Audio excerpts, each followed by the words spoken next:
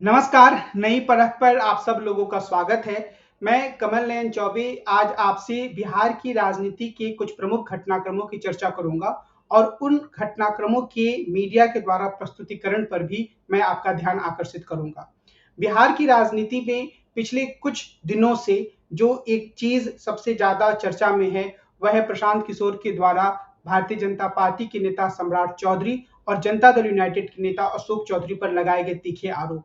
अपने इन आरोपों में प्रशांत किशोर ने एक तरीके से इन नेताओं की पूरी कुंडली खोलकर रख दी है और उन्होंने यह बताया है कि कैसे अशोक चौधरी आखंड भ्रष्टाचार में डूबे हैं और किस तरीके से सम्राट चौधरी जो हैं वो हत्या के मामले में अभियुक्त रह चुके हैं और उन्होंने गलत सर्टिफिकेट देकर खुद को जेल से बाहर निकाला। अभी तक इन दोनों नेताओं की तरफ से प्रशांत किशोर के आरोपों का कोई ठोस जवाब नहीं आया है। हम इस मुद्दे के अगर मीडिया के प्रस्तुतिकरण पर ध्यान देंगे तो हमें कुछ अजीबोगरीब निष्कर्ष देखने को मिलेंगे और इसके साथ ही साथ बिहार की राजनीति में जो हाल फिलहाल के दिनों में घटनाक्रम हो रहा है उससे तो और भी अजीब तरह के निष्कर्ष हमारे सामने आएंगे जब हम इस बात पर गौर करेंगे कि मीडिया उनको किस तरीके से प्रस्तुत कर रहा है। तो ऐसे 3 या 4 उदाहरणों पर हम बातचीत करेंगे। अपनी बातचीत को आगे बढ़ाने से पहले मैं आपका ध्यान राजनीति सिद्धांत में जो पावर या सत्ता या शक्ति का कॉन्सेप्ट है उससे जुड़े वाद विवाद की ओर दिलाना चाहता हूं। राजनीति सिद्धांत में जब पावर की बात कही जाती है तो वहां अन्य बातों के अलावा पीटर बैकरैक और मार्टिन बार्च की सिद्धांत की बात कही जाती है, जिसमें वे यह कहते हैं कि एजेंडा सेटिंग भी पावर के उपयोग का एक महत्वपूर्ण साधन है। इसका क्या मतलब हुआ? इसका मतलब यह हुआ कि कौन से मुद्दे बातचीत के लिए आएंगे, कौन से मुद्दे बातचीत के लिए नहीं आएंगे, किन मुद्दों पर चर्चा होगी, किन मुद्दों पर चर्चा नहीं होगी, यह सब बातें तय करना भी पावर का काम है। अब अगर हम बिहार के राजनीति में जो भी चीजें चल रही हैं उसमें जिस तरीके से मीडिया ध्यान दे रहा है, मीडिया जिस तरह से उनको प्रस्तुत कर रहा है, उस पर अगर हम बातचीत करें तो यह बात बिल्कुल साफ हो जाएगी कि हमारे देश की मीडिया किस तरह से काम कर रही है और असल में पूरी की पूरी एजेंडा सेटिंग कैसे हो रही है। जो भी राजनीतिक घटनाक्रम हो रहा है उसकी प्रस्तुति के माध्यम से कहीं पे निगाहें, कहीं पे निशाना का खेल खेला जा रहा है। सबसे पहले मैं आपकी सामने उसी बात का जिक्र करूंगा जिसकी शुरुआत में मैंने चर्चा की थी और वह प्रशांत किशोर के द्वारा लगाए गए आरोप। अब प्रशांत किशोर ने जो भी आरोप लगाए हैं उस पर अगर आप मीडिया में हो रही चर्चा पर ध्यान देंगे तो ऐसा लगेगा कि कोई बड़ा मुद्दा नहीं है। मुद्दा जो है वह यह है कि क्या प्रशांत किशोर एक बड़ी राजनीतिक शख्सियत के रूप में उभर रहे हैं,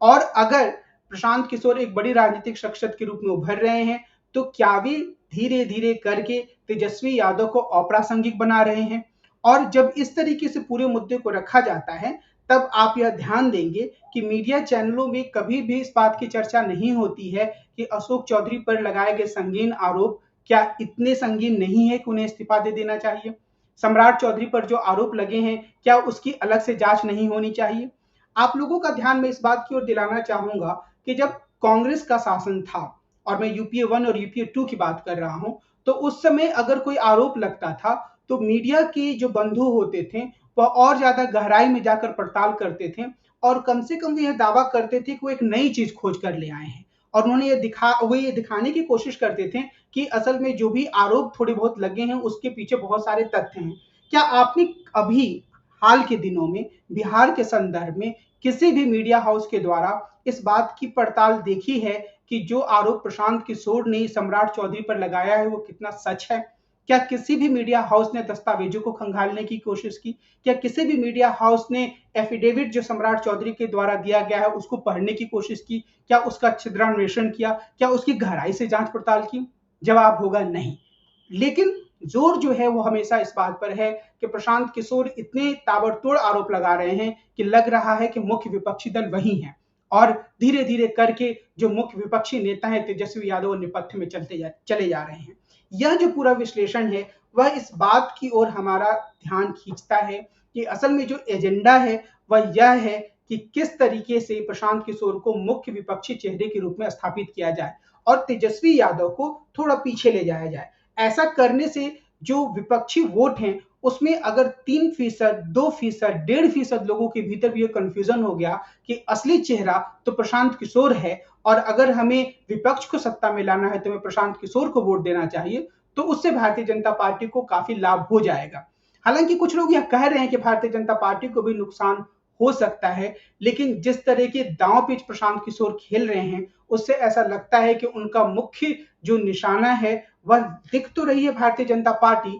लेकिन इसके साथ ही साथ वे यह चाहते हैं कि विपक्ष का वोट जो है वो उनके पास आए। और भारतीय जनता पार्टी को शायद ये भरोसा है कि जिस तरीके की चीजें वो लोगों के सामने रख रहे हैं, जिस तरह की योजनाएं वो महिलाओं के लिए तैयार कर रहे हैं, नीतीश कुमार की जो इमेज है, उससे उनका वोट तो कम से कम इंटैक्ट रहेगा और उसमें या तो थोड़ी बढ़ोतरी होगी या कोई गिरावट नहीं होगी। तो इस लिहाज से मीडिया का जो पूरा प्रस्तुतिकरण है वो प्रशांत किशोर को विपक्ष का प्रमुख नेता बनाने के रूप में है। अब हम इस बात पर भी ध्यान दे सकते हैं कि लालू प्रसाद यादव जी के और उनके परिवार के बारे में किस प्रकार की रिपोर्टिंग होती है। अब एक दिन ऐसा आता है कि उनकी एक बेटी कोई ट्वीट कर देती है और उस ट्वीट के बाद ऐसा लगता है कि मीडिया जगत में एक भूचाल आ गया, एक ऐसा भूचाल जिसके में मुख्य कहानी यह होती है कि जो तेजस्वी यादव हैं उनके खिलाफ उनकी बहन भी हो गई हैं और यह एक तरीके से ऐसे नैरेटिव के रूप में आगे बढ़ता है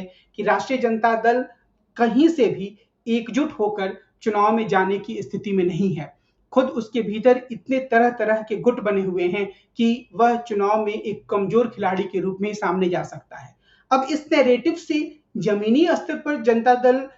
के भीतर या राष्ट्रीय जनता दल के भीतर कोई उथल पुथल हो या ना हो, लेकिन कम से कम नैरेटिव के स्तर पर यह बात साबित कर दी जाती है कि जो विपक्षी महागठबंधन है उसके भीतर टूट फूट है, उसके भीतर कमजोरी है और महागठबंधन के एक दल की तरफ इस तरह का इशारा किया जाता है। ठीक उसी तरीके से जब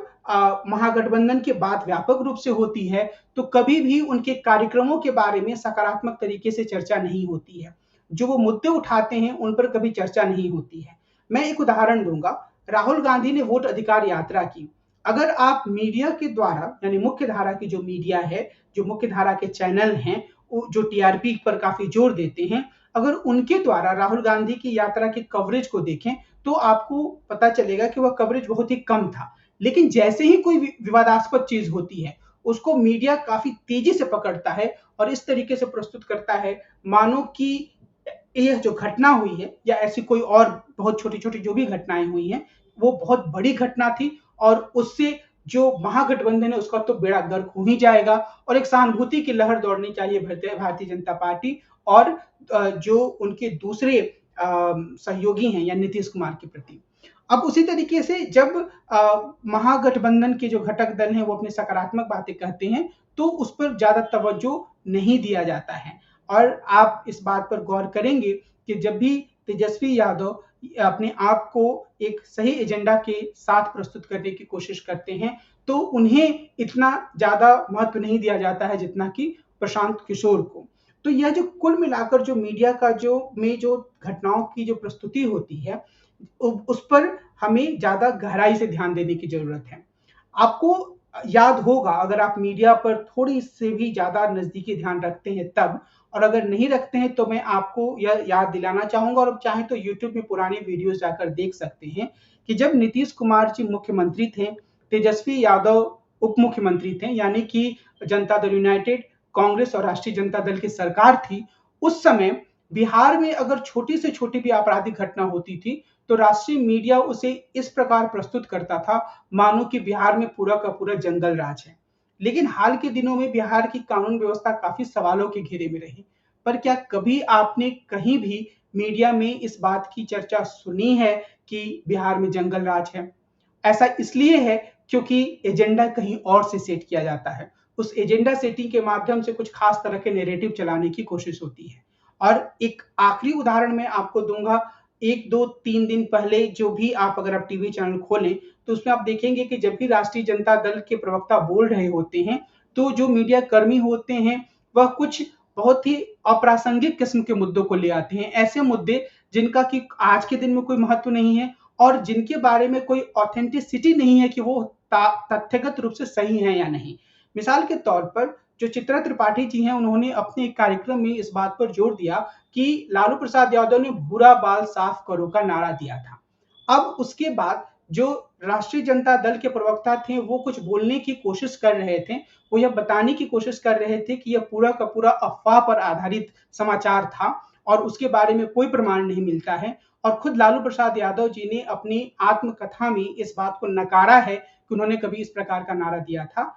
तो जब वो ये सब कहने की कोशिश कर रहे थे तो उन्हें बोलने नहीं दिया गया और बार-बार यही कहा गया कि लालू प्रसाद यादव ने भूरा बाल साफ करो, जिसका अर्थ यह निकाला जाता है कि भूमिहार, राजपूत, ब्राह्मण और लाला जो अपर कास्ट के भीतर जो जातियां आती हैं, उनकी सफाई की बात लालू प्रसाद यादव कर रहे थे। तो जब यह बात कही जाती है तो सामने से जवाब सुनने की एक कोशिश नहीं होती है, उन्हें स्पेस देने का कोई एक प्रयास नहीं किया जाता है मीडिया के द्वारा। कुल मिलाकर मैं आपसे यह कहना चाह रहा हूं कि आप जिस भी तरह के नैरेटिव को अभी बिहार के संदर्भ में देख रहे हैं, उसे आप देश के संदर्भ में भी लागू कर सकते हैं। और जब भी आप घटनाओं को देखें, जब भी आप विश्लेषण को देखें, जिसमें मेरा खुद का विश्लेषण भी शामिल है, तो आप अपनी तार्किक बुद्धि को जरूर जागृत रखें कि असल में क्या यह एक खास तरीके से चीजों को प्रस्तुत करने की कोशिश है। खास तरीके से चीजों को प्रस्तुत करने में कोई दिक्कत नहीं है, बशर्ते तथ्यों के साथ ईमानदारी रखी जाए। जब तथ्यों के साथ छेड़छाड़ होती है, जब मीडिया सबको बराबर मौका नहीं देता है, तब चीजें ज्यादा विकृत और ज्यादा गड़बड़ तरीके से प्रस्तुत होती हैं। और जब तथ्यों से छेड़छाड़ नहीं हो रही है और दर्शक जागरूक हैं, तो वो अपने हिसाब से एक निष्पक्ष निष्कर्ष निकालने में सक्षम होते हैं। तो मुझे यह लगता है कि बिहार की राजनीति में जो भी घटनाक्रम हो रहा है, उसमें अगर हम अभी नजर रखें तो हमें ऐसा लग सकता है कि शायद तेजस्वी यादव थोड़े पिछड़ते जा रहे हैं, प्रशांत किशोर मुख्य विपक्ष की भूमिका में आते जा रहे हैं। लेकिन जिस दल का जमीनी स्तर पर काफी गहरा आधार है, जिस दल का सामाजिक आधार काफी मजबूत है, जिस दल के पीछे लंबे समय से लोग खड़े रहे हैं और वह मजबूत विपक्षी दल के रूप में रहा है, उसको सीधे सीधे यह कह देना कि उसकी स्थिति कमजोर हो रही है और एक नया चेहरा उसके सामने आ रहा है, वह पचने वाली बात नहीं है। और इस लिहाज से जब भी हम इस तरह की खबर देखें कि राष्ट्रीय जनता दल थोड़ा नेपथ्य में जा रहा है, हमें दोनों आंखें खोलकर और अपनी तार्किक बुद्धि का इस्तेमाल करके ऐसे खबरों का परीक्षण करना चाहिए। आज की अपनी इस चर्चा को मैं इसी बिंदु पर विराम देता हूं। कार्यक्रम को समाप्त करने से पहले मैं सभी दर्शकों से यह अनुरोध करूंगा, जैसा कि मैं रोज करता हूं, कि वे नई परख चैनल को सब्सक्राइब करें, अपने दोस्तों और मित्रों को इस चैनल के बारे में बताएं, हमारे कार्यक्रमों को देखें, उस पर अपनी टिप्पणियां दें, हमें बताएं कि हम अपने कार्यक्रमों को और ज्यादा बेहतर कैसे बना सकते हैं। आज की इस चर्चा को मैं ही विराम देता हूं। नमस्कार।